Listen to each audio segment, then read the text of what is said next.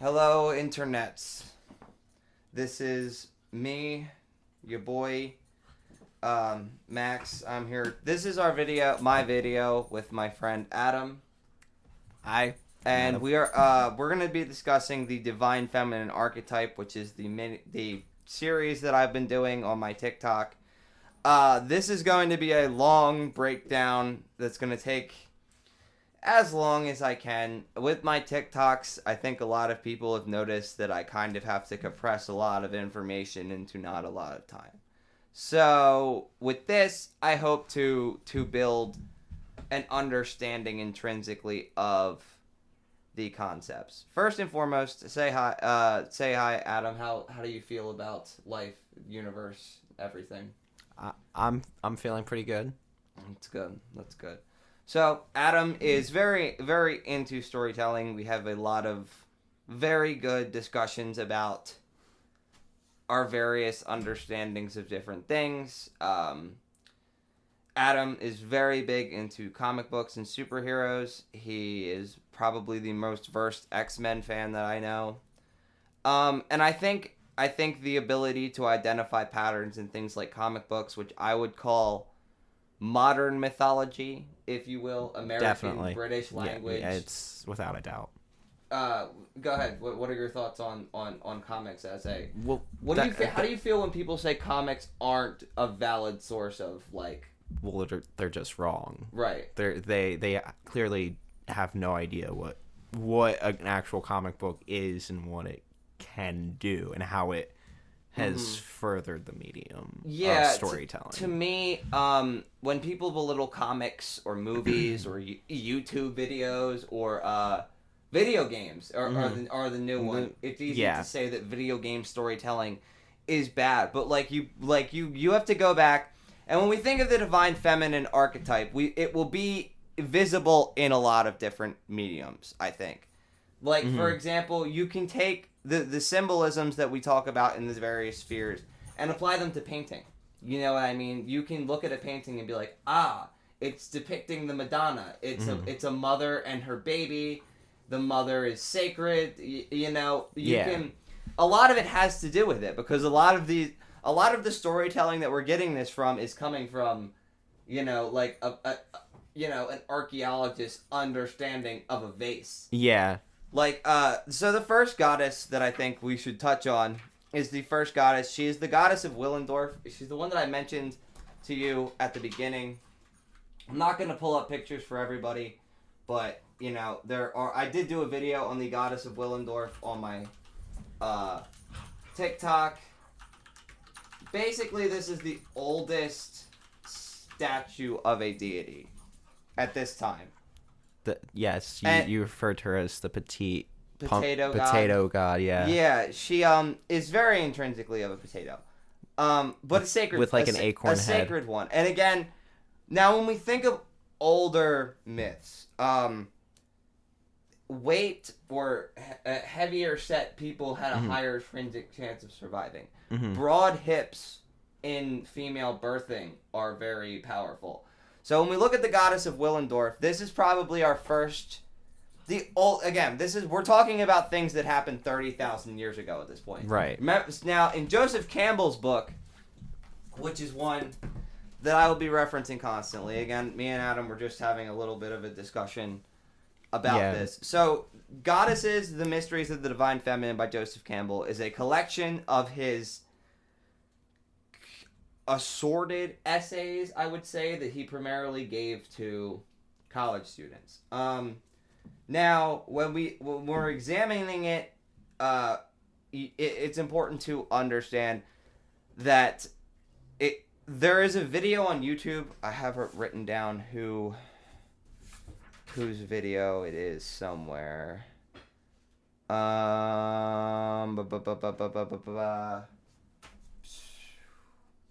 Wow. Dr. Chrysler.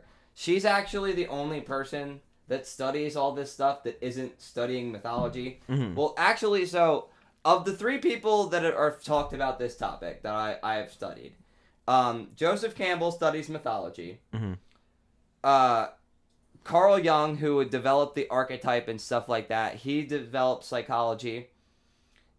The psychology of the origin of the divine feminine archetype, which, as I have said before to you, would be like a child when the child is born. The first thing that they probably associate is the mother figure. But the mother figure isn't really a good enough label for this because it transcends the term of mother. Right. It could be... It is a caretaker figure. It could be male. Mm-hmm. You know what I mean? That's why I think what's intrinsic of a divine feminine is that it's a feminine figure. It's not intrinsically a woman. It is usually a birth giver, but I mean, you could argue that Zeus is a divine feminine when we were talking about the story of it was Athena being split from his skull. You know, it's intrinsic of the vaginal birth. Like, as with now, like, gender and sex aren't limited; they're constructs, and that's what the define. Yeah, the archetypes are referring to figures. Again, they're just taking the role. You think, like, if a society was all male, okay, there would still be feminine figures. You would still need and attributes and just. Exactly. Things that you do and that are some considered of feminine. The controversy, especially of the older works, particularly Newman's and Jung's aspects of this, is they did not have... Well, first off, Jung wouldn't have probably accepted feminism. But Campbell would definitely be up there. And Chrysler identifies as a feminist, and she identifies Campbell as probably being close, even though he was just, he never really... can't think of a time when he specifically said it. But...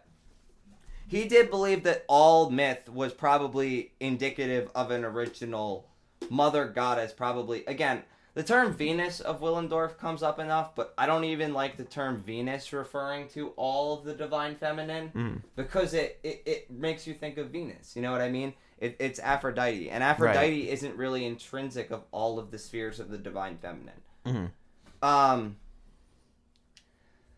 Yes, so when we talk about this, the older myths that we see, especially the shamanic, the Native American, the Mesoamerican, some African traditions as well. In particular, I can look at specific ones real quick. Those to do with the Marduk people.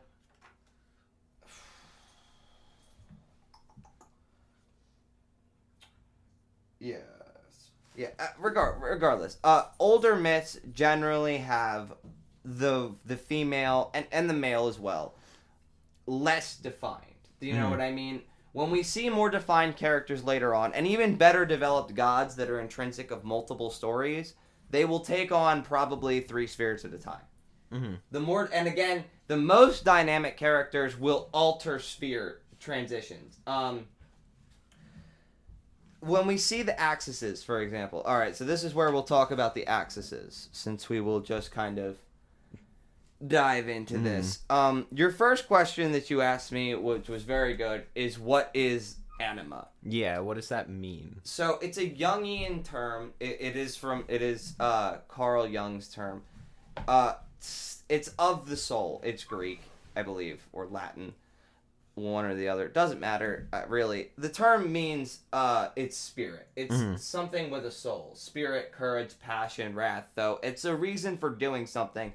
And what's characteristic of this sphere, you'll notice, is ecstasy. Or as Carl Jung would call it, bliss. This is when a person, a female in the divine feminine, is fulfilling, or not a female, a feminine figure, is fulfilling their true bliss. Okay. Yeah. It's following the path of the axis. When a female character is career oriented, left brain. Again, the anima axis is referring to the left and right brain activity.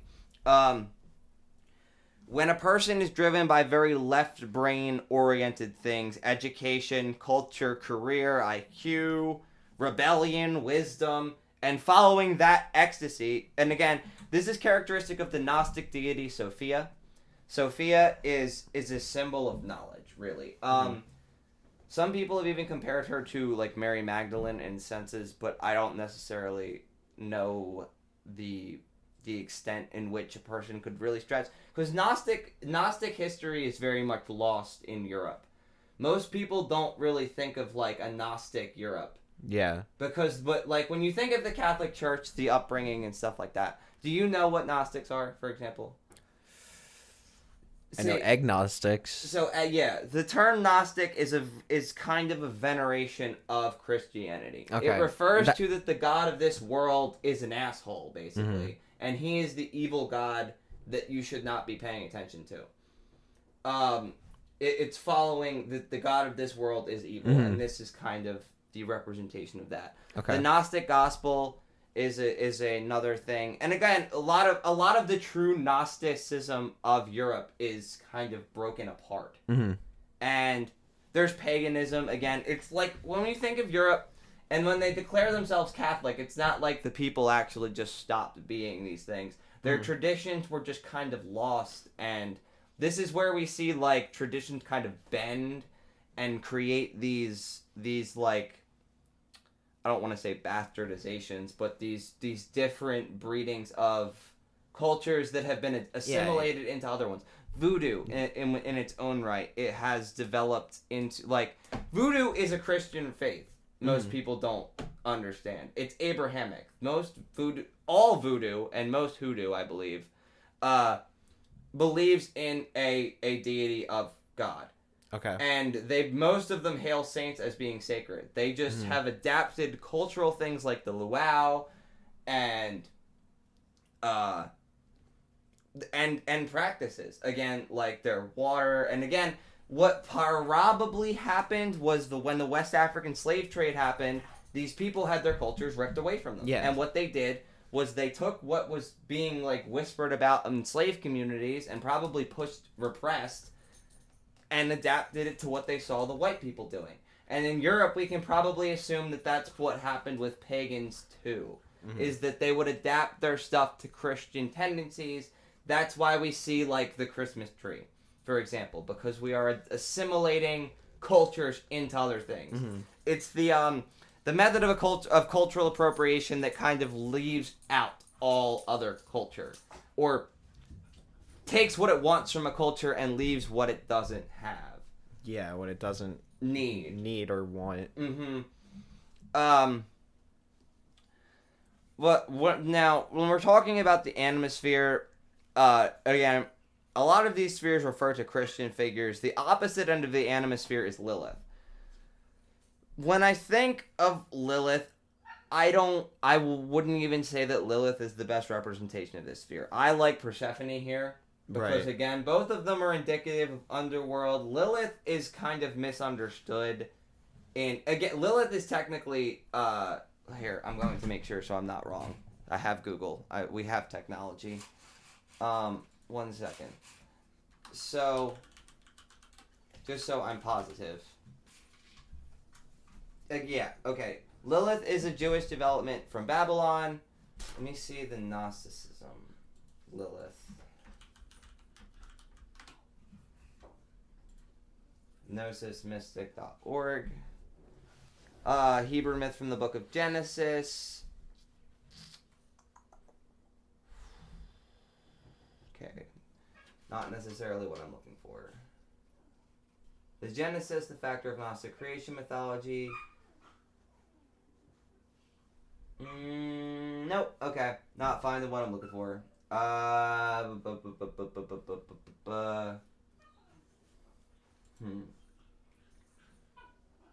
Okay. Well, regardless, Lilith is typically associated with like sexual desire as well. Do you know the story of Lilith? Since we have the time. So she was the first wife of Adam. But yeah, she refused to submit because she was made of God herself.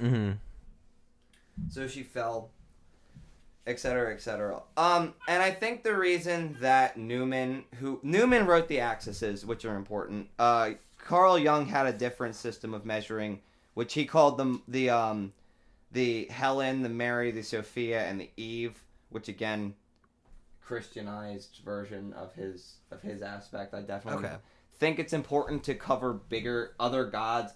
really, I tried to discuss as many gods in this as possible, where Jung definitely was just looking for psychology, and Newman as well. Newman's plan was this was going to be his, all right, I did all the mythological research, now I can really talk about the psychology of the divine feminine, and he died.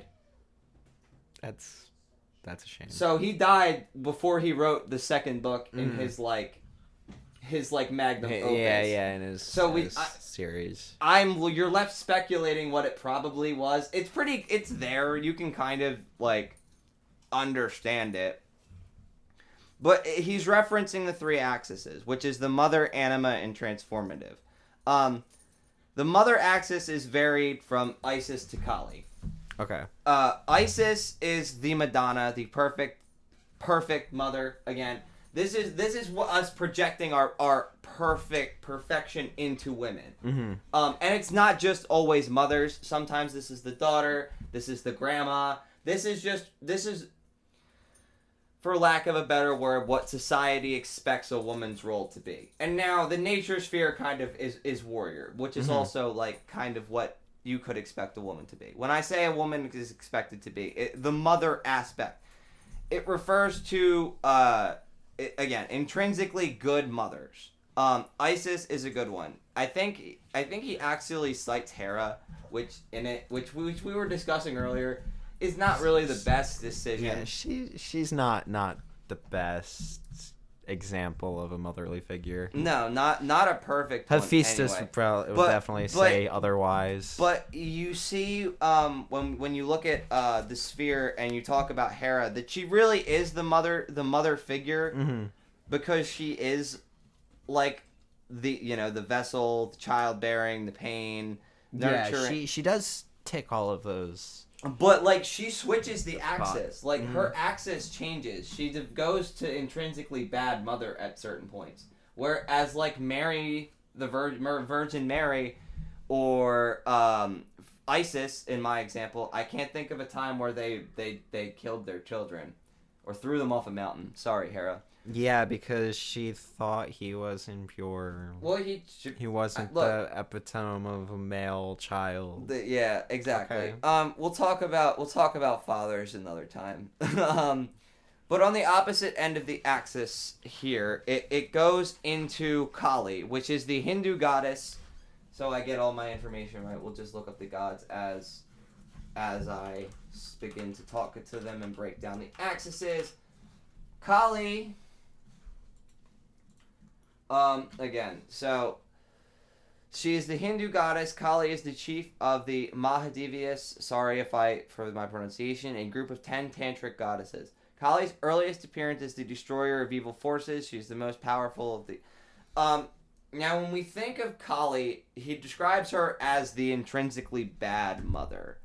And again, I think it's not entirely fair... because I think that she is a little more dynamic than that. She definitely has been associated with definitely evil things. She's death, you know what I mean?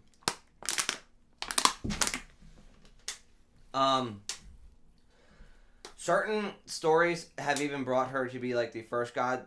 Joseph Campbell tells a story, I believe, in The Power of Myth, referring to how Brahma explains to Indra that Kali is stronger than him, because when Kali realizes that she's the goddess of the world, she's the strongest and she can destroy all of existence.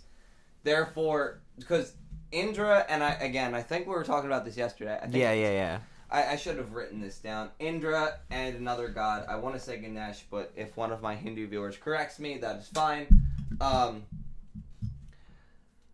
Ganesh, more importantly Indra, really, who is the symbol of the god. He's Zeus, quote unquote, of the Hindu culture. The lightning bolt, the patron, yada yada yada. He's questioning who the strongest god is, and he's like, well, Brahma dreams reality, so Brahma has to be the strongest, and Brahma's like, well, I am, and you're stronger than me, but not when Kali realizes that she's me. Because that just awakens. Because it's women's realization of their power. I think again, Kali is again intrinsic of destroying the world. She drinks blood. Mm-hmm. She's powerful. Again, she's women, and again, we can probably see male societies projecting their fear into this, and a lot of like the demonization of especially Eastern cultures by like Christian churches will use depictions of Kali usually as gods, bastardizations of the name.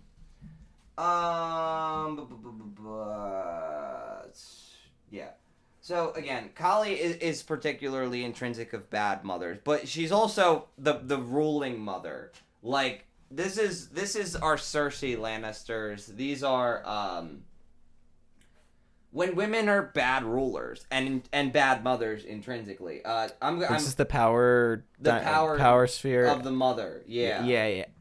I suggested Azula fits into that category because she is a poor ruler. You're right, and again, and it's also it's on the mother axis because you have to think of this as Azula is really the mother of the matriarch. She is.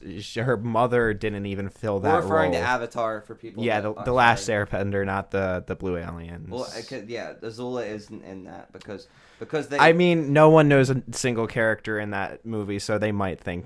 Avatar, so. the blue people. Just for the clarify, yeah. I can't think of a character in that movie. But yeah, Azula, their mother doesn't fulfill that role within the Fire Nation, and that's why she is removed from her position. And then Azula takes it because she fills more of that that power hungry. Well, it's indicative of her culture as the Fire Nation. You know what I mean? Like Azula is a mother of a culture. Like Kali is a mother of the culture, and both of them. And that's kind of shown through her with how strong she is and how her power her bending is different than most other firebenders. Yeah, absolutely. On the show. And we discussed how morality is in the power sphere, and we have to discuss when we talk about morality in the terms of comparative mythology. Joseph Campbell said that morality is whatever the society whatever the gods could do is what society deems the people can do, what the people can get away with. And that when we talk about morality, the gods are usually indicative of the society's morality, not of what a person would call moral in general. And when we think of Azula as a modern reference, because we should try to connect these to as many modern myths as possible, because we will see the dynamic more. Azula is the morality of the Fire Nation. She's this ruthless, aggressive nature of keeping things in order. You know what I mean? Like a ruthless, and again, you can even probably compare symbolism of the Fire Nation with Kali. Yeah, and it's maybe because they're both indicative of Eastern traditions, but the Fire Nation is definitely not depicting Hindu culture. It's but you can definitely compare Kali to that, and I'm trying to like it. When you think of it, she's, Kali is wearing a garland of skulls, and she's just got her tongue out, and she's carrying a head. Just power, really. Again, it's a very interesting myth. Now, moving on, when we talk about the anima axis, which we touched on, it's referring to right and left brain. Positive being the left brain, negative being the right brain. Both of these things, when we're talking about anima, both of them could really be indicative of art as well. But when we see, the negative anima, it's genuinely not as well defined art. If I can say like refined, more like abstract. If I can. And when we think of the positive anima, we're thinking of like Athena. Almost, or Yeah, Athena is a good one. Sophia are both good depictions of this because they're representative of knowledge and feminine knowledge. And they're aggressive, too. They're not really just, symbols of knowledge. You know what I mean? They're sword and shield as well.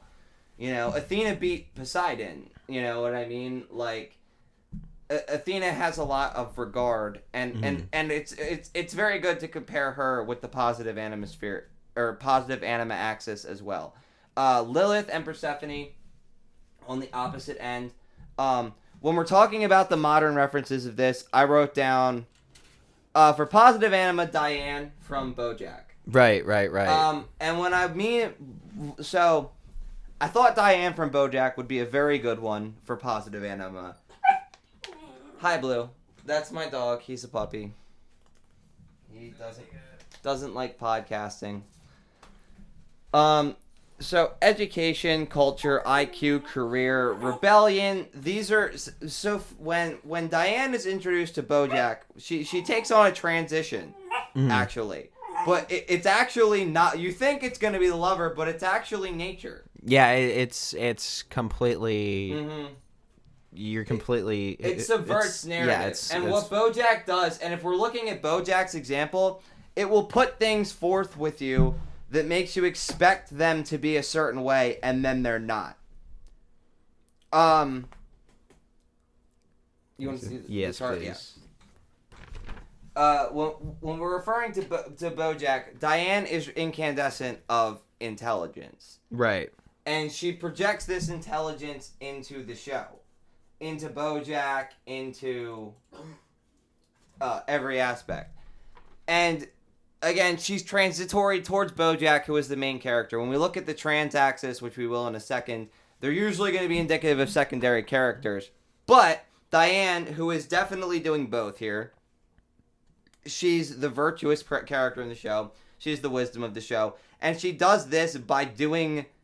the thing that eggs her on. She is the most rebellious character in the show. Exactly. She's constantly questioning the way Hollywood works. And a lot of times it does lead to her being kind of hypocritical and contradictory. But that's because as the show goes on, she becomes more tied with the system. On just BoJack Horseman's subverting narrative, Diane is pretty much the epitome of the positive anima, but by the last episode, she's almost negative anima. She's independent of the main storyline. She's focused on just art. The conscious forces that used to govern her life, what she used to define herself by, her role in Hollywood society, is gone. It's completely evaporated. The dreams that she had been having, exactly, and that episode, that last episode that really focused on her. She's become a subconscious person, which is the again, when we talk about a cult, spiritual is another term. She's become philosophical. She's completely detracted from the complicated, refined left brain storytelling she's been trying to do her entire life, and she's into subconscious storytelling of negative anima. Right. You know what I mean? She's referring to just letting it go. But so when we talk about the positive axis, Diane is a good example because she spends all of her time in the show primarily in the positive anima and then transitions to the unconscious at the end.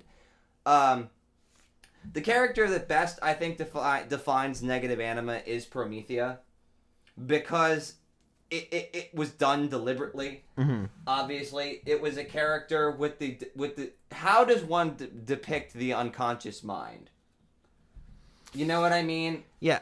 It's intrinsic of imagination. It's intrinsic of... These are... I said in my one video that this is your... if this is your goth girl stereotype. These are your... If we're thinking of Sam... Yeah. From Sam Danny from Fanny Phantom. And again, these are... Raven from Teen the Titans. guy, they're subconscious, they're dark. Persephone, Lilith, they're the underworld. For whatever reason, the negative anima axis is intrinsic of the subconscious mind because that's where our fears come from. You know what I mean? Right. We can project into our subconscious. And then the right brain explains it, and when we explain it away, it's not evil anymore. You know what I mean? It once you refine it, it becomes more intrinsic. Raven is like, again, probably written on purpose to depict the unconscious mind. She is the daughter of a demon, a demon who raped her mother. Yeah, and then when she found out, she went to an alternate universe called Azarath. That's where that catchphrase comes from. It's not in the comics. It's a reference to the universe and dimension she was raised in. Okay. You know, so she definitely represents, and she's a character that has Raven from Teen Titans. Yes, created by Marv Wolfman and George Perez. You know, she is a character that has gone through many deaths and rebirths that have been a way to cleanse or that have always been connected back to that very dark history, and like you know. No, and Raven, and again, like a lot of the negative anime characters, even Bella from Twilight, just to think of like a stereotype that maybe is a little less like a cult. Well, actually, honestly, Alice would have been a better negative anima, because she's the one that has the vision. She's got that connect. And I think, because I've only read New Moon, I think she has a vision surrounding Bella's death, and that's what causes all of them to leave. Is I know I read those books and I don't remember shit. I've only read the one, and I remember. It's crazy that you read a book and you retain like nothing, because it it's so long. Again, when we see seasons here too, it's because the negative anima is indicative of transitioning, which is death. Again, like the symbolism of these things usually goes together. And Persephone being negative anima probably is indicative of where the story of the three act story structure that we refer to is in fact the story of Persephone's understanding of the 3 seasons, because the Greek society had 3. And she earned that last one. She earned them, yeah, because she comes back, spring and summer are her return. Earned, probably not the right word, but she was given that as a consolation prize. She ran, she was kidnapped and ran away. Which is, for Greeks, is not as bad as... No, it's not. I mean, as we said earlier, Hephaestus being thrown out as a baby because Hera didn't like him. Yeah. But really, it's very hard to depict negative anima characters. But when they're done, I think they're some of my favorites. Because it's harder to depict them. And again, the more you depict them, the less they are negative anima. Because you lose the speculative nature of them. They tend to be more well-rounded. When you flesh them out, they become more positive. More yes, absolutely. Because again, you have to pull it from your subconscious brain and refine it with your left brain, and in doing that, you lose the qualities of the subconscious. Right. So by adding too much detail to it, you lose you lose some of the nuance and the horror genre plays on negative anima and animus a lot, because you can use it to have people create their own projections into it. Whereas the more refined it is, the more positive it becomes. So the transformative axis. Now this is one I changed a little bit, because I think I wrote witch on here, but I think Artemis is the god that I would name it after. When he says witch, I think he's referring to the Shakespeare play that is bad luck to name. Yeah. And toil. Yeah, double bubble, toil and trouble. Basically, the main character of that story and lady main character of that story have the same name. But main character of the story goes into the woods, and it's prophecy. Basically, these are secondary characters. Not always, like now in modern storytelling. Like we were talking about this earlier. The 2 characters that I quickly put on these, again from Avatar: The Last Airbender, were Katara for the lover sphere and Toph for the nature sphere. Yes, exactly.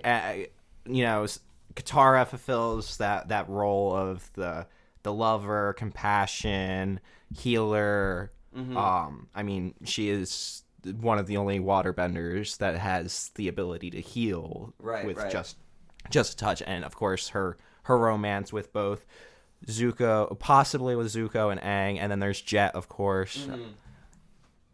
Well, no, and it's important because I think when you read these, and a lot of the criticism that has been done, especially because it fucking comes from Jung's work, which is understandable, is that this is limiting towards what women can be. And I don't feel like that's what it is. I feel like it's limiting because the goal is to break it down to a mono myth. You know what I mean? You have to strip things away, but you also have to keep inherent qualities of them to understand other things. Right. We're looking for patterns. This is how characters are built. Right. We're looking for patterns in characters. You know what I mean? And what is indifferent, and especially of cultures that had never had contact with each other, because then it shows patterns of things that are inherently human. Right. Right.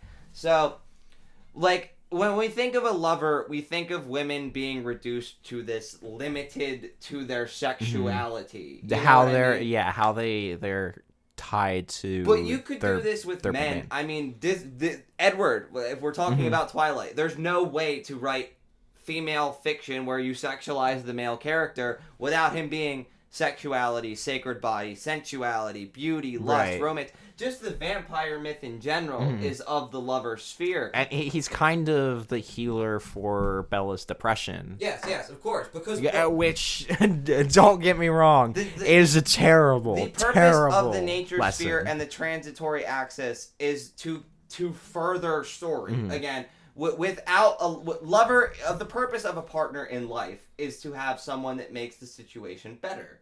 You know what I mean? Or someone that makes the situation worse. And nature can be both. You know what I mean? And so can a lover, really. You can have a bad lover. But when we're referring to it, again, like, it's passion. So, like, you could say Sid and Nancy, who, if you know the Sex Pistols, that's a lover. Yeah. He killed her, or she died, or it's a crime of passion. It's passion, exactly. It is Romeo and Juliet are lovers. They're stupid lovers, but there's compassion. There's healing going on at certain points. There's romance, beauty, lust. Again, it's really characterized by lust. Yeah. Whereas the nature sphere is characterized by primal things. Again, lust.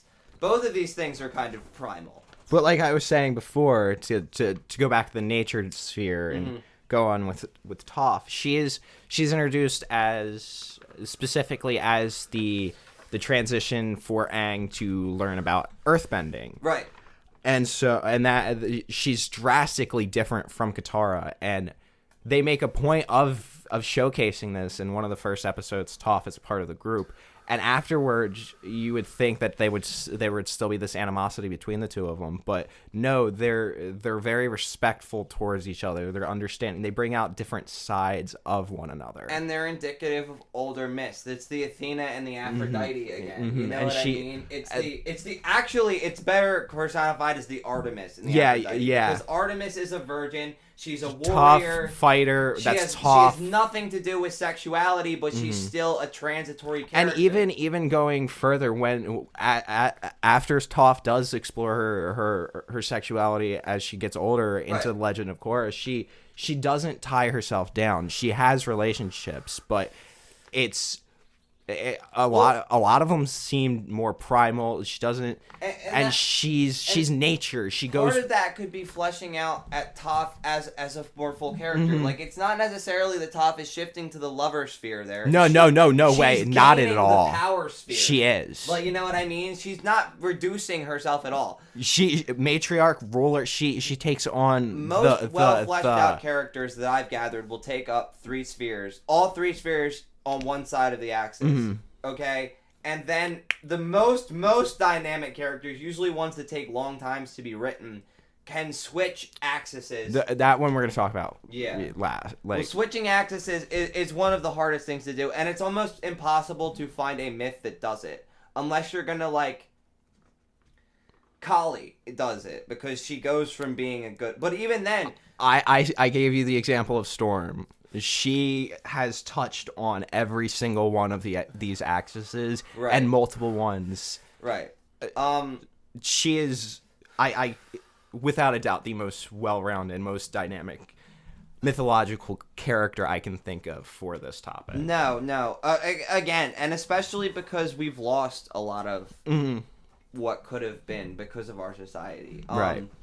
Because just of inherent sexism that's been built into our stuff intrinsically. Mm-hmm.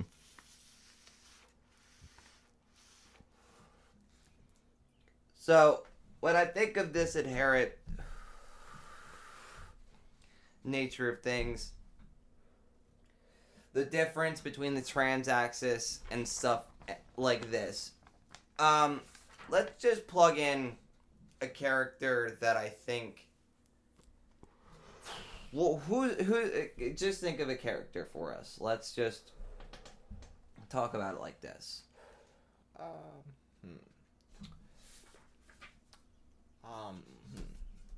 Okay.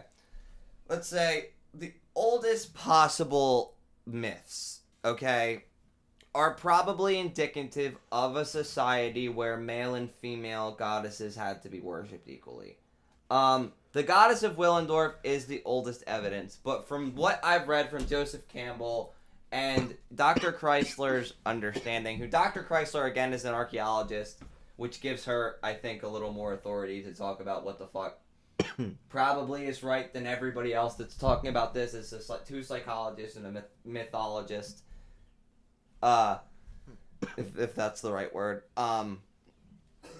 Dr. Jane Chrysler, she's not really convinced, and neither was Campbell, that there was ever a matriarchal society. Mm-hmm. But there is evidence of war between male and female gods. And, I mean, that's where Paradise Island, Themyscira, comes from in Greek, and that's where, Wonder Woman, where that kind of aspect of Greek myth is explored in her history.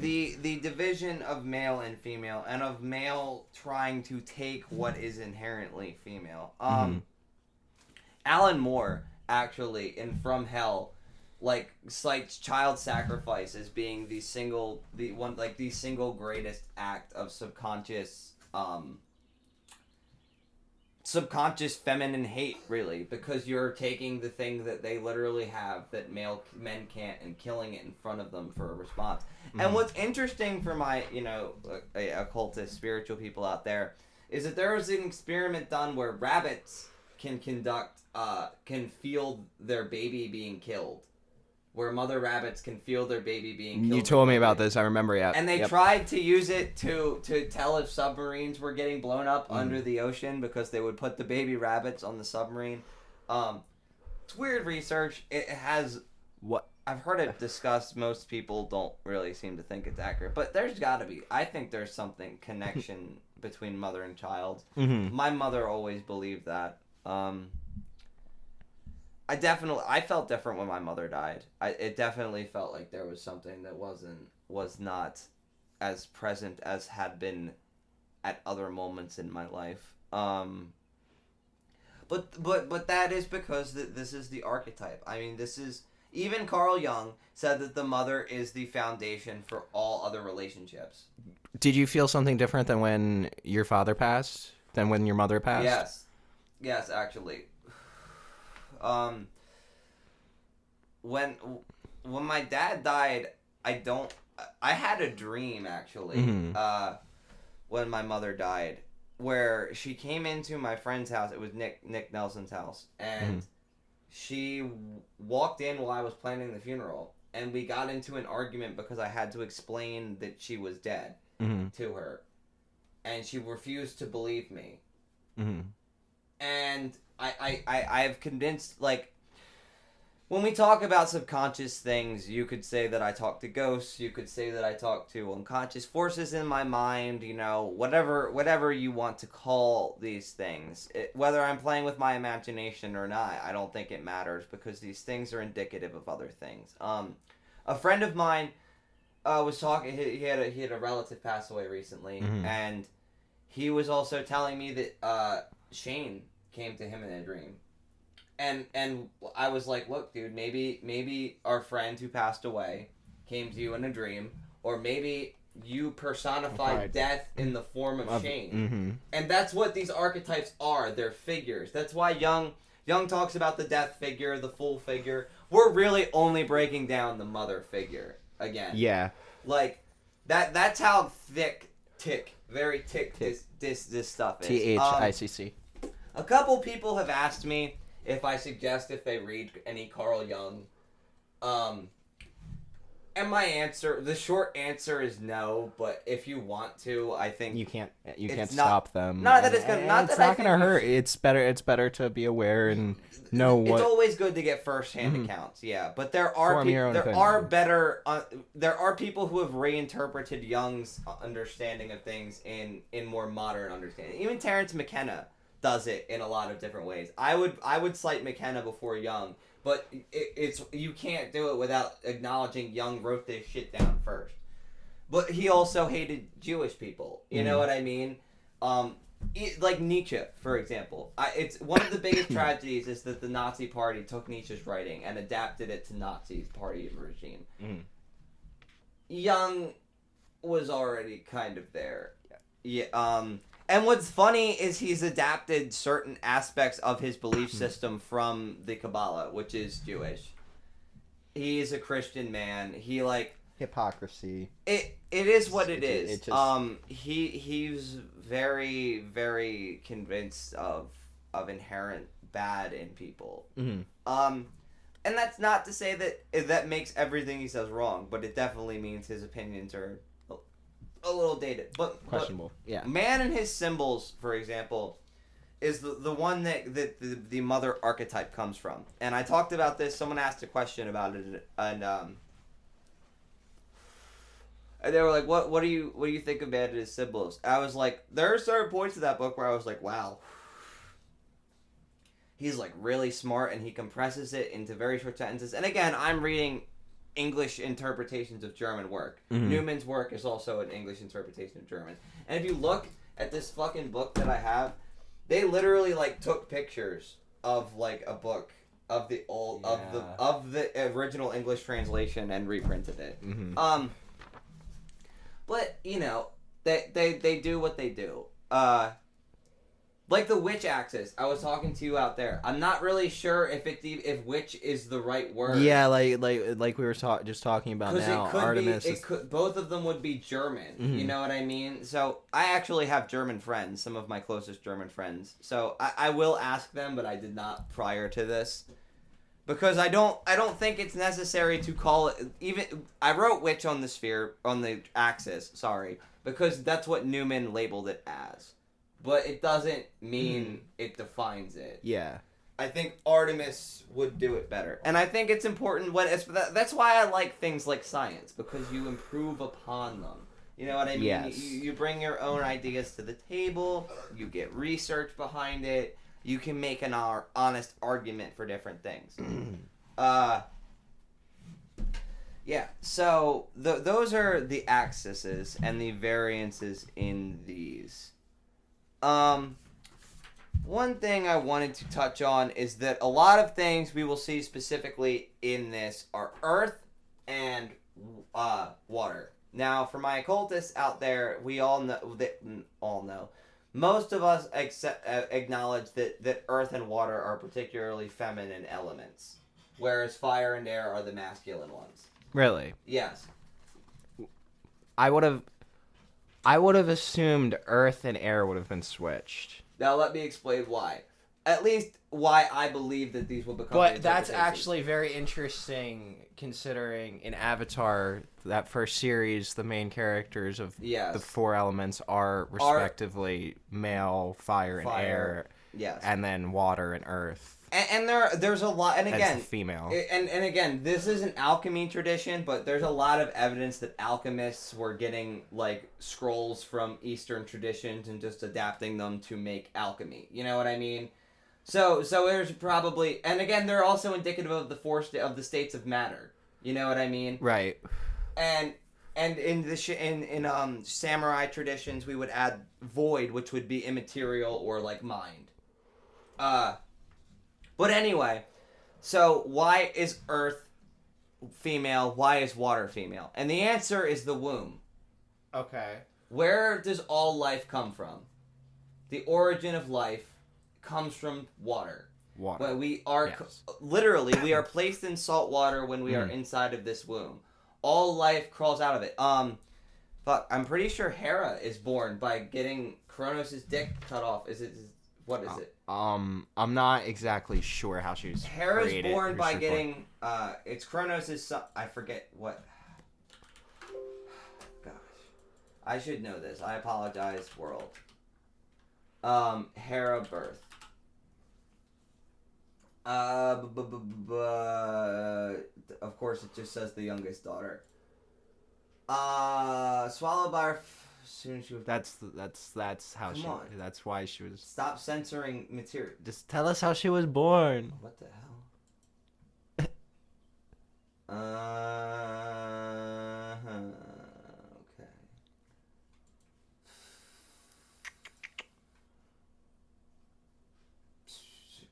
We're told Hera was the daughter of Kronos and Re, king of the Queen of Titans. They themselves are offspring of Gaia, Earth, and Ouranos, the sky. Again, if we look at Zeus is the air god. Father gods. But again, if we look at older myths, we will also see that there was a mother sky first, probably. Mother would become the material world. Mother often, and again, there's the Japanese myth that I was talking about earlier, where a man becomes the world, but that's also kind of more indicative of what I would call a neuter myth, where the god has no gender practically. It's just of the earth. I can't find the thing that I'm referencing. Hera, daughter of Kronos. Hera, arrogant race, legendary, prevalent prophecy, save 6 children. Oh my goodness, why are none of them talking about this?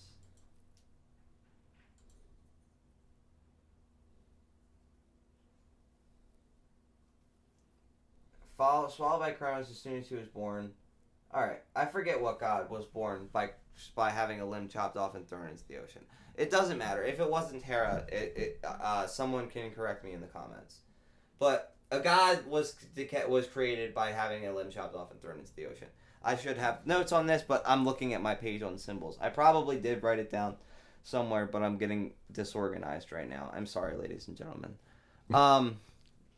It's life. It is. But water and earth are the fundamental birthing things. And again, what happens when you put a seed in something? It usually grows, but you need water. And what is the seed growth myth indicative of? Sexual acts. Yeah. Yeah, you plant the seed in the earth. And then you water it. And then you water it.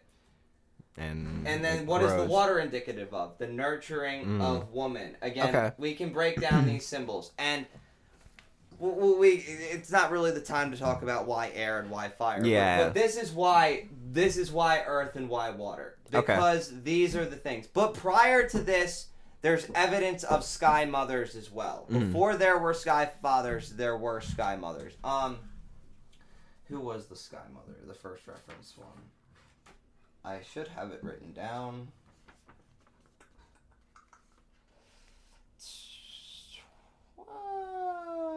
Maybe not.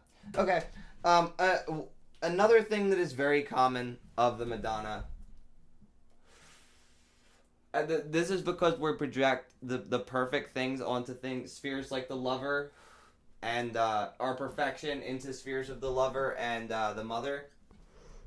These are our perfect women again, right? So when we project perfection into women in societies that don't deem women high, what do we usually have happen? They become virgins. We have virgin births now. We have women, again, not needing a man. The immaculate conception, God's being born without sex, is very, very common, and it's probably indicative of the Greek myths and the Egyptian myths prior to that, because it has a lot to do with the chopping process. And again, it's hard to even say how these myths could have been adapted, reinterpreted through different understandings. The Egyptian versions of these stories are lost. Right. Like, but a lot of people speculate that Thoth would become Hermes, would become Mercury. Mm-hmm. Horus would, or Osiris, Horus.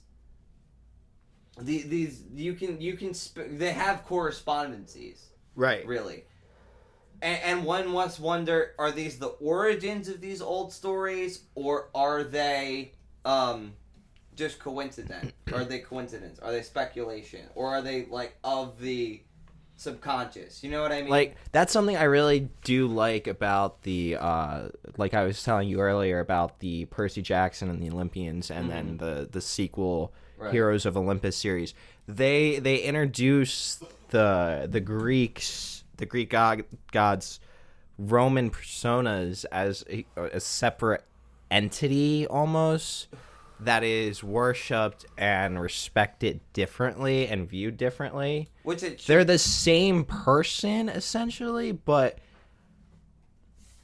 also a separate entity. Right. And so they have their own camp. They have their own myths that they carry out. and that second series is about the two coming together. And I believe there's another series that's set within the universe that also deals with the Egyptian gods. And even as a kid, I kind of always kind of assumed that these were the same gods looked at differently by different cultures and how they viewed it and how they interpreted it. Joseph Campbell tells a story of and that's how you kind of how they want their society to grow. You know, they want to tell these stories for them to be inspired to grow. No, you're absolutely correct. These stories, the purpose of these stories is to show metaphors. Stories are just metaphors for life. You know what I mean? And art reflects it. And you know, the aspect of the divine feminine is the story of showing woman how to be woman. Mm-hmm. You know what I mean? It's what we not want from our women, but what women want from themselves, really. What our minds are trained to accept, and it's very adaptable into your own life. You look at this and you're like, huh.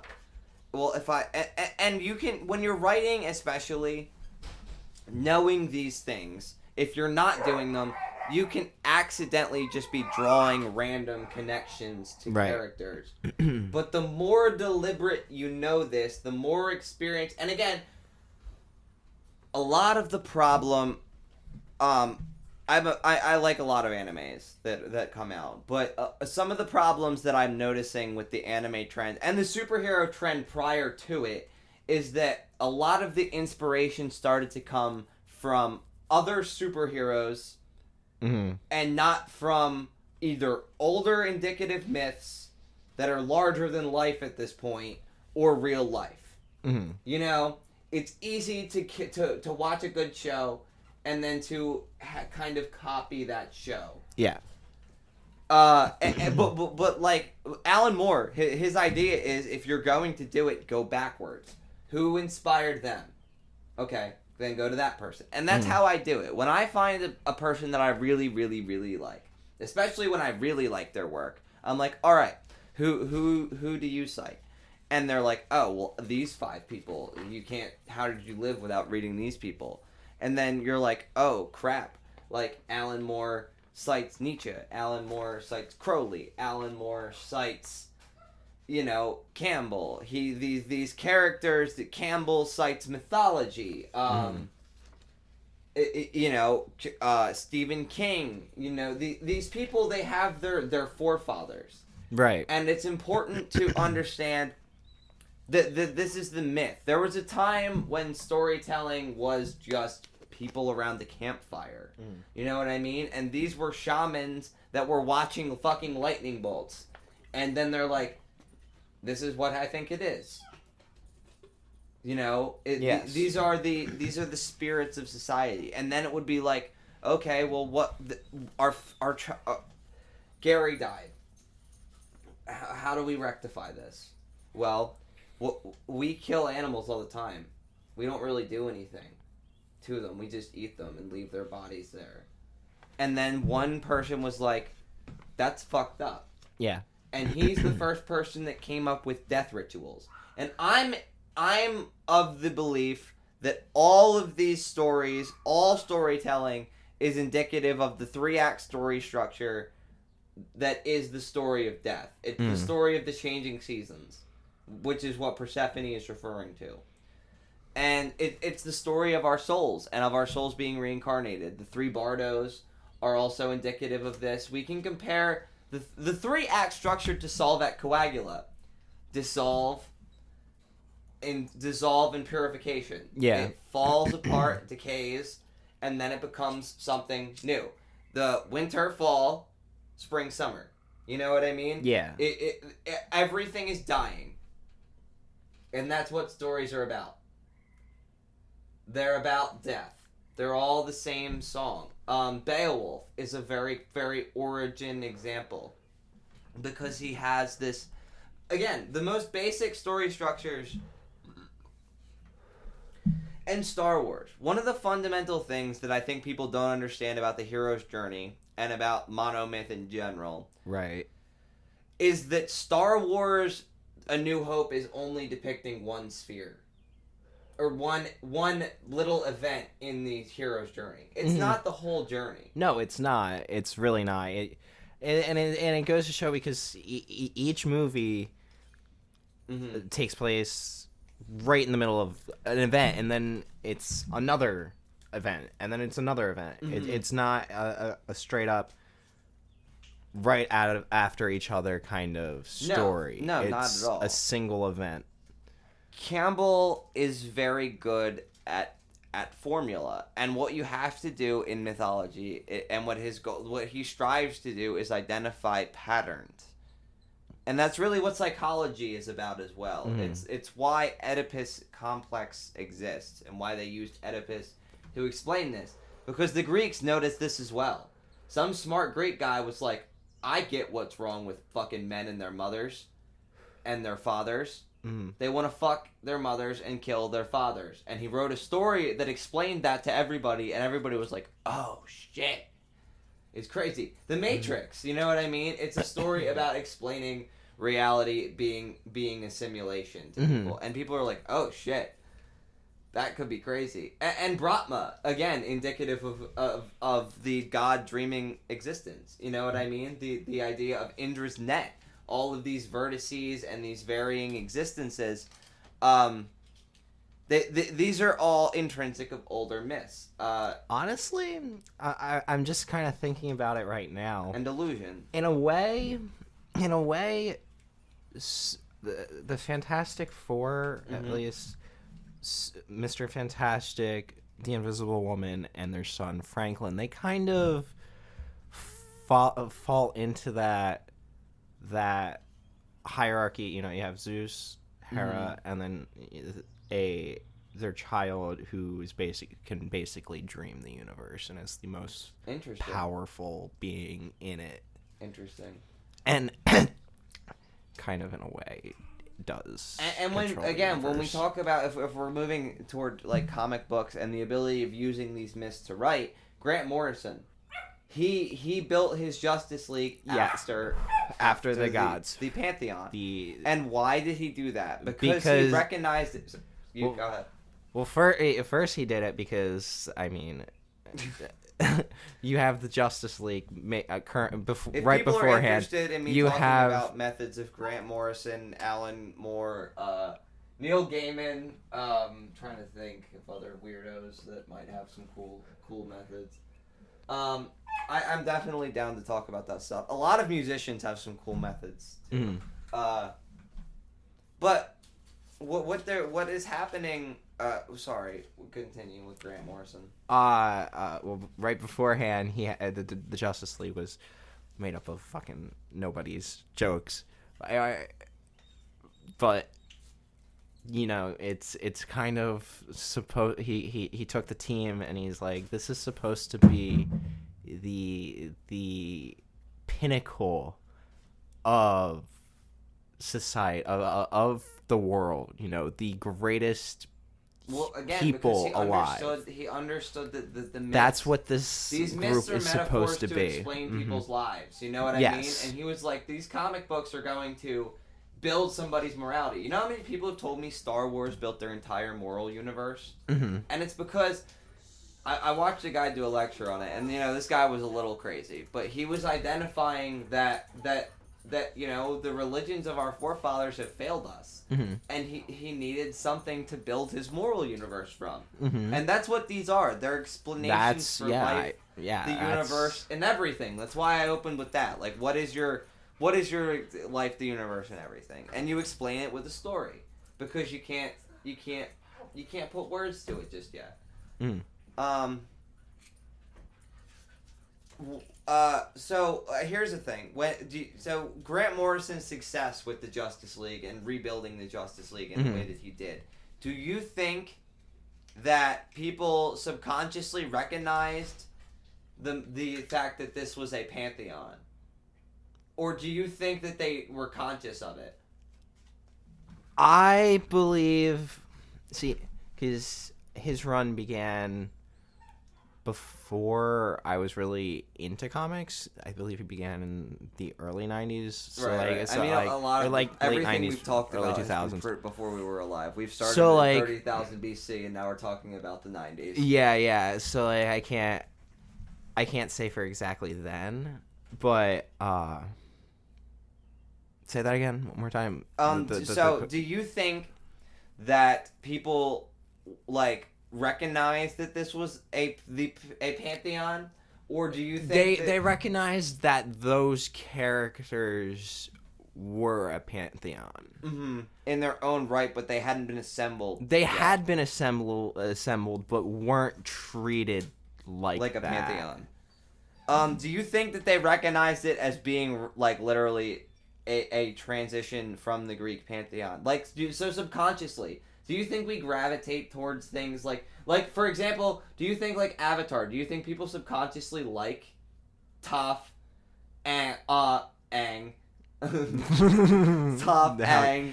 How dare he stand where Katara he stood? And Toph, Aang, Katara, and Zuko, because they're indicative of things that we just intrinsically have, like the four elements and the four directions and subconscious symbols like pantheons.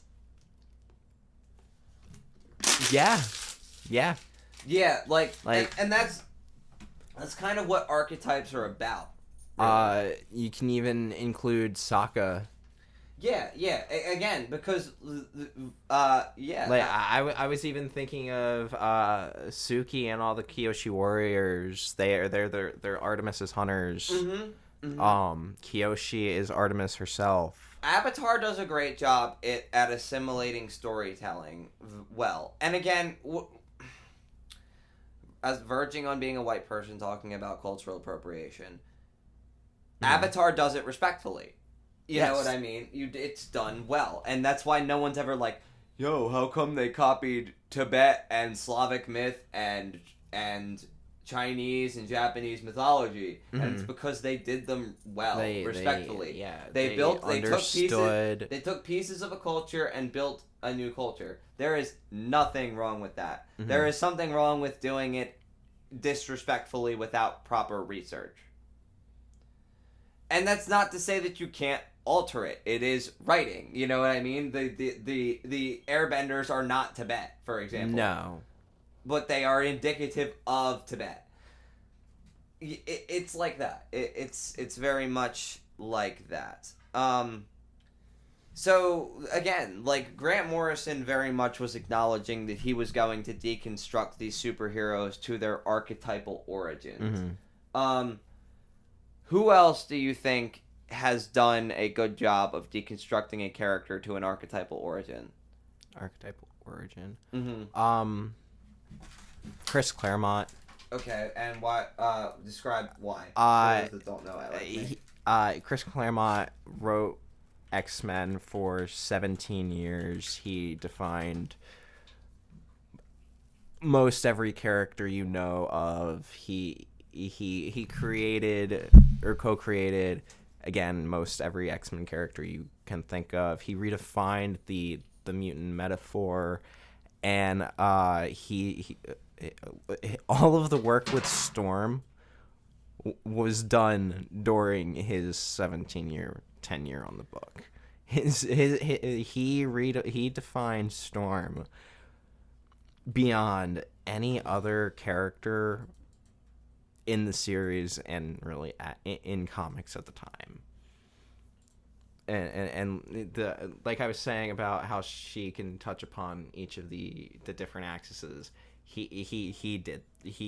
was doing that. He crafted her power when she lost her powers, and how that redefined her entire life, and how it led to her being more open and exploratory with her sexuality, and how that led to her kicking Cyclops' ass and taking over as leader of the X-Men.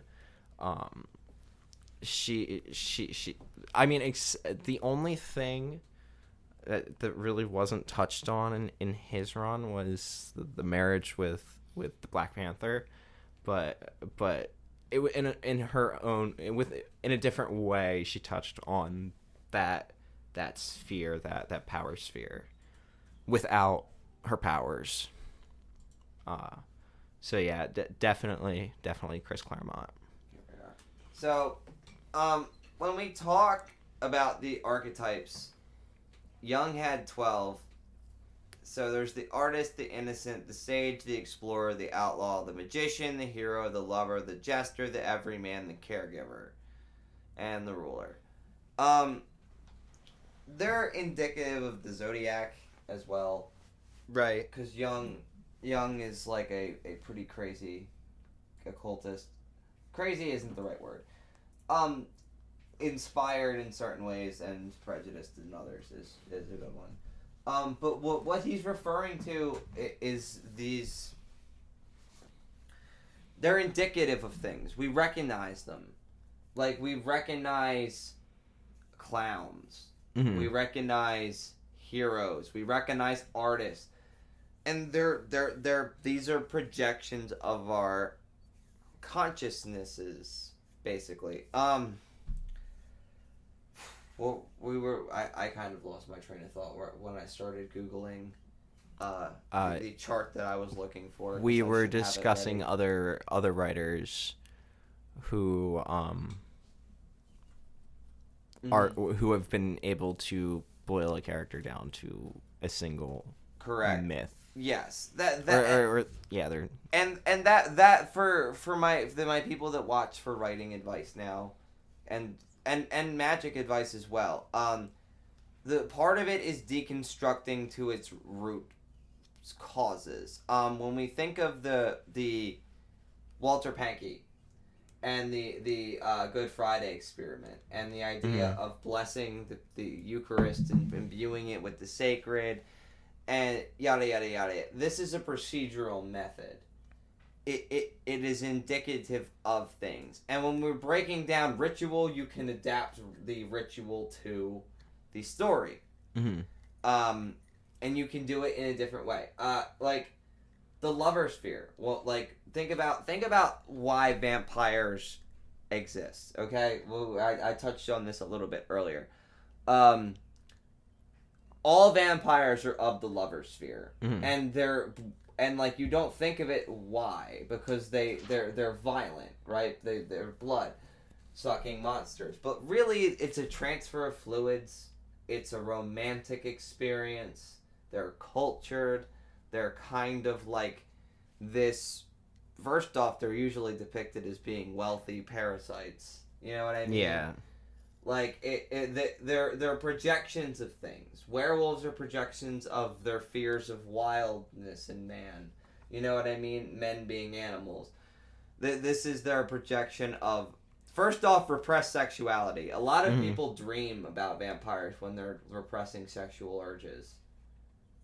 Interesting. And it's because they're projecting it into it. Let's say you're refraining from sex. Yeah, you have a dream where something is, well, this is more women, obviously, because of the penetration being the one way. Well, not women, this is more the fangs are indicative of penetration and the transfer of fluid. You know what I mean? Another good complex would be, again, they're manifestations, and when you have to break down myths to their basic forms, and you can rebuild that. You can take a vampire and scale it back to something that just takes something from another being. You know what I mean? And you can go back to, well, where do vampires come from? Oh, it's probably an understanding of rabies back in the day. I was reading an article the other day that was saying that the potential that changelings were symptoms of autism in the Celtic myth, because kids would, they say that kids would disappear and then come back and they would be different, they would be weird. Well, that would happen when the kid was like 3 or 4, and they would say the baby was taken. And then it would come back and be different. But what happens when the kid has autism? The new vaccines develops. Well, let's not talk about that vaccines. We're not going to talk about vaccines on here. I'm not a doctor. I am a person that likes books. That's what I keep telling people when people are like, "Oh, you're so smart and you know what you're doing." I'm just like, I just have a lot of books and I write essays to myself that I just started sharing with people, and it seems to be going well. But like I do these things for the purpose of my writing, and I hope that they do help other people. A lot of people have told me, and it's not just authors. Rappers have messaged me about certain episodes, and obviously Witch Talk and stuff like that have been very kind to me, and I'm very grateful for all of these things. And again, like the divine feminine thing, like this is something that I'm very glad I will have my divine feminine spheres on my wall for the rest of my life, just for referencing. You know what I mean? It's just something that I was glad to have been able to embark in. And I wanted to touch on the fact that I can do a sacred masculine series as well, which would be kind of indicative of this. We'll see father, power, lover, probably nature, but I would have to figure it out. And I would do research, because I'm not really sure what books have been written on sacred masculines, because they're kind of they're indicative of the divine feminine, because all things are archetypal of the feminine. You know what I mean? Mother decides all relationships the child gets to develop. And again, that's why I only really believe in 2 genres. And when I will get into my theories on that at a later date. But it's because of that initial understanding of life. The first person we interact with is our characteristics of everyone. That's mother figure, divine feminine. And then our 2 emotions that we have at this time to interact with this archetype are scared, crying, or happy, period. So that's how we interact with 3D space. We are crying or laughing. Yeah. And that is what all, really, when I say 2 genres, it's really scenes. Scenes are all divine comedy or divine tragedy. Yeah. And drama might be a better word, but I would refer to them as divine comedy and tragedy, because the purpose of them is different. You should always write with a purpose. And if the purpose is to entertain, it is comedy, and if the purpose is to inform, it is tragedy. I agree with that. Yeah. Yeah. Because you can't, that is and again, I'm compiling writings about this topic, so I will break down other aspects of that at a later date. I wish believe it or not, a lot of people have not been asking questions that I thought they would ask about this. They do ask questions, and people are definitely viewing this because they're commenting, like they're sending they're not commenting on the video, they're sending messages like, "Wow, this is cool. I didn't hear about this," and it's like, I'm glad that lesser known little portions of like this, because this is the kind of stuff that helps my writing. I was lucky enough to introduce myself to Joseph Campbell around 2015 when The Power of Myth came on Netflix, and I got Netflix for the first time. And at that time, I didn't have the mystical type experience that I had on psilocybin yet that would really personify my belief in like storytelling, music, art being my spiritual culture. But he kind of put it out there that like the idea of a monomyth, it's like, oh, like I get it. I don't really get killing people over a god, but I do get defending Star Wars. Mm-hmm. You know, yeah. You know, you definitely should never kill anybody over it. But not at all. But you can defend your mythology, and but the thing is, you should be able to compare it and deconstruct.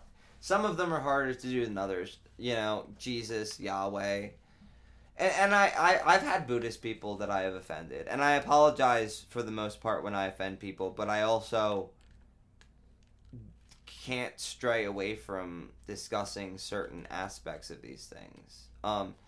Like initiation rituals is a big one that seems to be an issue with discussing, because but every culture has a very similar one. And since we're talking about women, we will talk. I'll touch on the initiation ritual being of sacred female. So, Joseph Campbell describes. We have the worst kids in the tribe got initiated first that we know of in Native American cultures, and this is Navajo, I believe. I would have to look at The Power of Myth, which I didn't have prepared, and it's not marked for this. But it is indicative that so everyone in the tribe would eventually be initiated, okay? And Campbell said that that's one of the biggest mistakes of our society, and why kids join gangs and stuff like that, because they don't feel a part of something bigger than themselves. They're not connected to their culture. They're not connected to their issue. So you've had a mystical type experience at this point. Yes. You would say? Somewhat, yes. Somewhat. Yes. You feel like you've put your foot in the water. Okay. So the idea of this, and some Mesoamerican traditions, peyote, who knows if there have ever, what origin psychedelics have with initiation rituals. And of, like there was I believe I was planning on doing a video of him soon, but there is a man who says that all Catholic rites are the development of mushroom rituals from the speckled red mushroom. God damn it. Amanita muscaria. Thank you. The Amanita muscaria mushroom, saying that all religious experience and all religion was the origin of this mushroom. And he's a little bit of a woo-woo guy. Yeah. And he says all Catholic religion is a mushroom cult. But, yeah, hey. You know, believe him, don't believe him. I'm not here to debate that. I'm here to discuss comparative myth, and it is interesting that he noticed this. Because these rituals do follow a certain thing. What do cathedrals look like? And when we think of earth, we think of oceans. We're going into caves. What are all of these things indicative of? That same womb. That black, dark space. It's scary. So, we're talking about initiation rituals. The easiest ones to look at are the native rituals, but there are much, much more refined ones, from the Catholic rite to Masonic rites to Golden Dawn, Gnostic Mass, voodoo rituals. Again, it's wrong to speak on certain ones. Not wrong, but comparatively, I think we should look at what these things have in common. And what they are is it's a second life. It's becoming of being born again. You take a child, you put him through the cave, and it's usually painful for the child.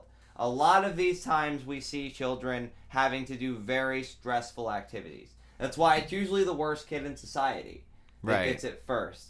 Because it made them have to be better. It's a calling. It's a calling to a higher purpose. And if either it's placebo, and all of these things are just, indicative of placebo, and it helped assimilate children into society via this initiation ritual, or it's active placebo, and they were taking a substance that was hallucinogenic, and they actually went through some kind of mystical type of change here. I do think that you can induce these kinds of things without it, especially through pain, which some of these rituals induce. But what happens is, this essentially is the child is dead. The child goes through a ritual of rebirth. They enter through the womb, and they come out no longer a child. They go from being... The real Joseph Campbell personifies it as, it's the difference between being the son of your mother and the son of the tribe. Yeah. You are now bigger than yourself. You are now part of this initiation ritual. And again, they did this to all people. And Campbell, again, said that this is why gangs are so good at recruiting young people. Because they still have these initiation rituals. The mafia... because it's almost for groups that use these things for good purposes, they're good.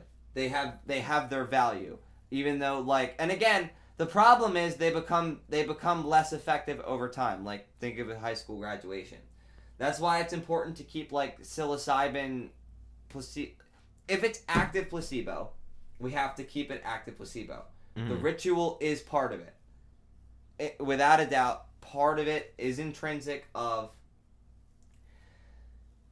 how you do it. Yeah. How much care you put into releasing and preparing and all of this stuff. It does take an effect. And that's not to say that there's not value in spontaneity, because part of it has to be that too.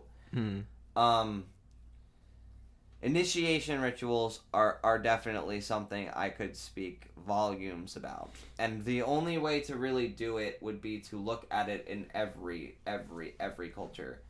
And it's so hard, because it's a call to adventure. It's the story of the call to adventure, but it's also the whole.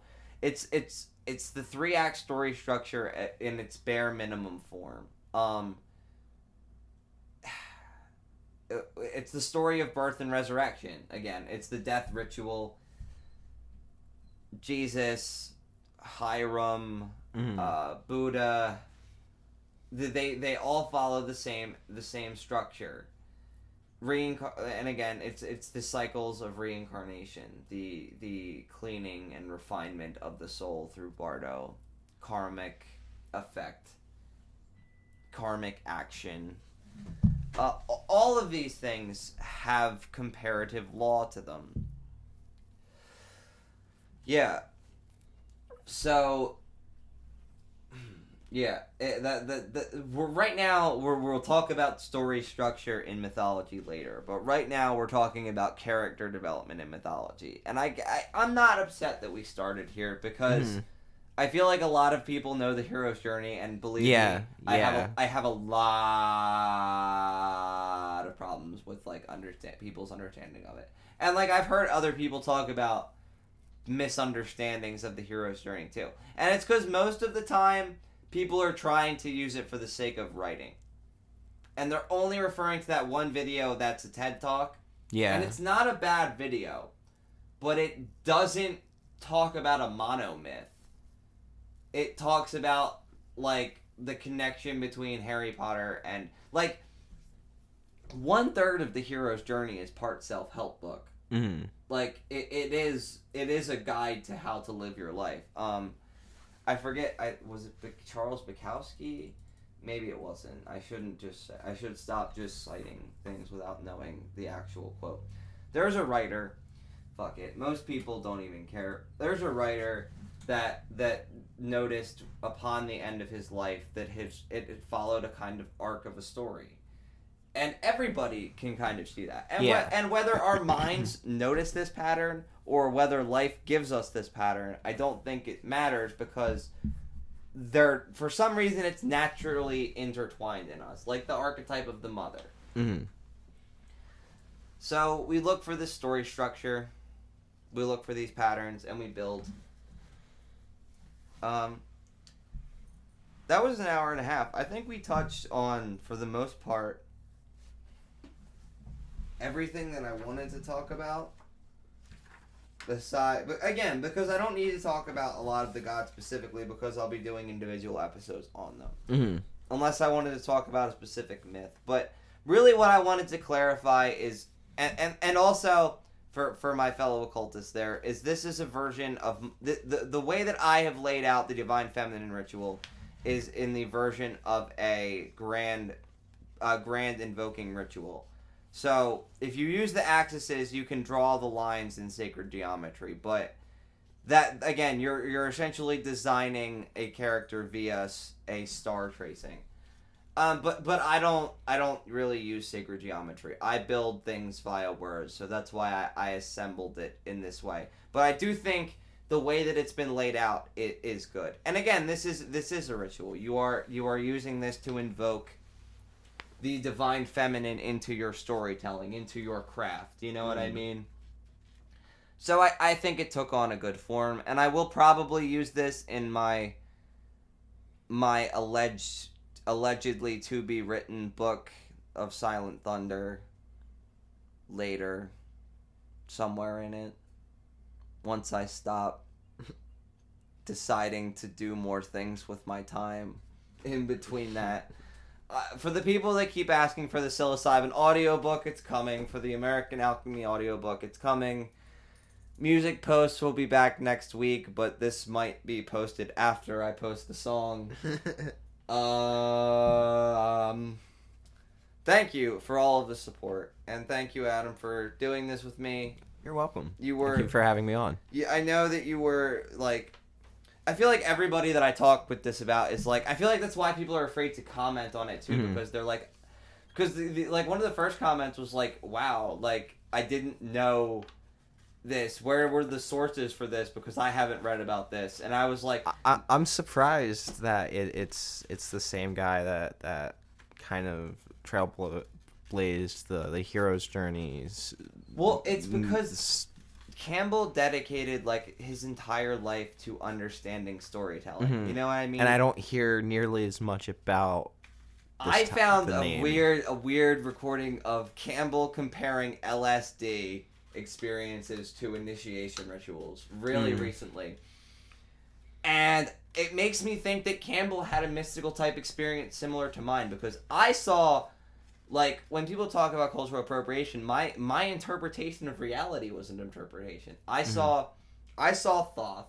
I saw things that are inherently Christian. I saw things that are inherently Buddhist. I saw aspects of philosophy moving in front of me. Like, I was thinking about telling this story if people asked about it, but being as I was planning on going for about 2 hours and we're a little bit under, I'll tell this story now. So, I was trying to ascend the Kabbalah on my second journey of psilocybin. And I'm becoming more honest with this now, because in my book on psilocybin, the goal was to be as scientific as possible and not to use any occult interpretations that weren't used by Timothy Leary.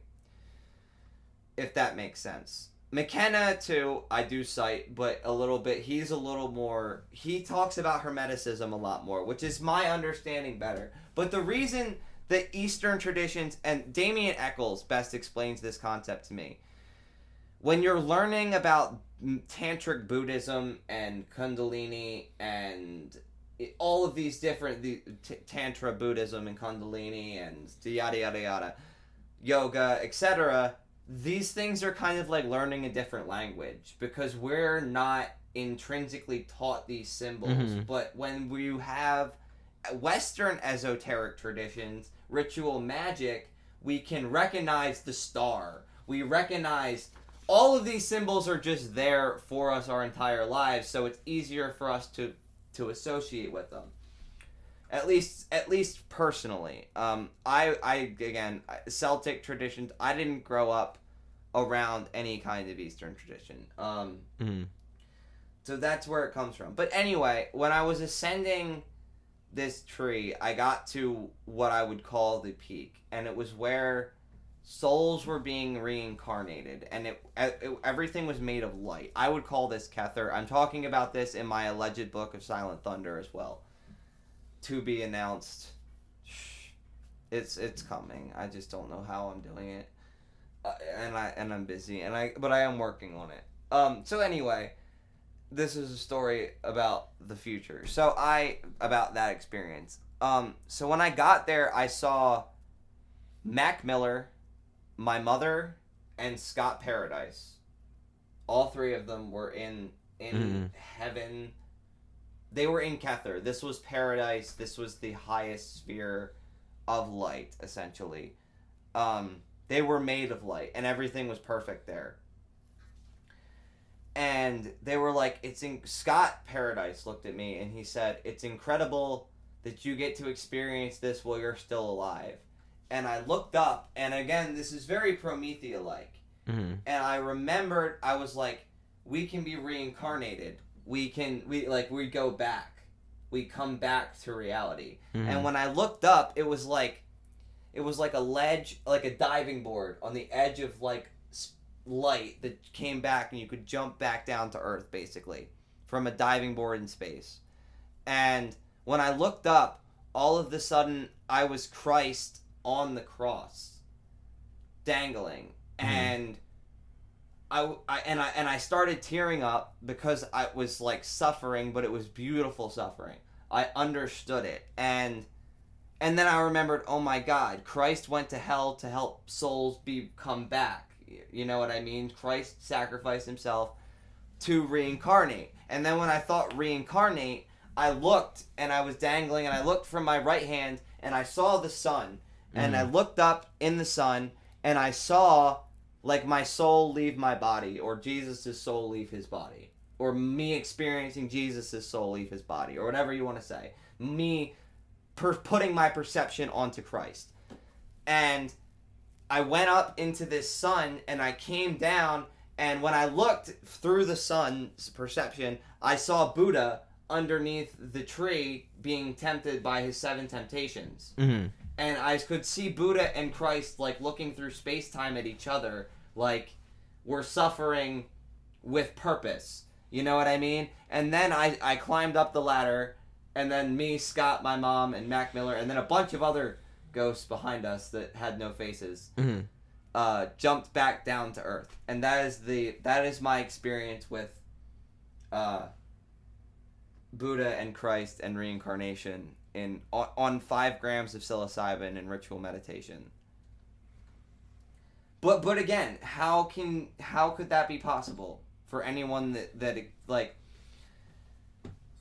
maybe my mind projected these things, or maybe, like, because a lot of people have told me that they see Buddha, that they see Jesus, and I don't know how interpreted these perceptions are, you know what I mean?